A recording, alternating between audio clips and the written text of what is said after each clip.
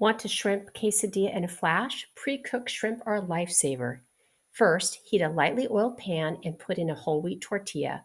Layer on some reduced fat cheese and the shrimp, then top with more cheese and another tortilla. Cook until golden brown and crispy on the first side, then flip and cook for another minute or two until both sides are beautifully golden brown. For a veggie twist, I like to saute some sliced zucchini with olive oil and a seasoning mix. Today I'm using a handy pinto bean blend for a fiesta flavor. Here are my favorite seasonings to make dinner quick and delicious.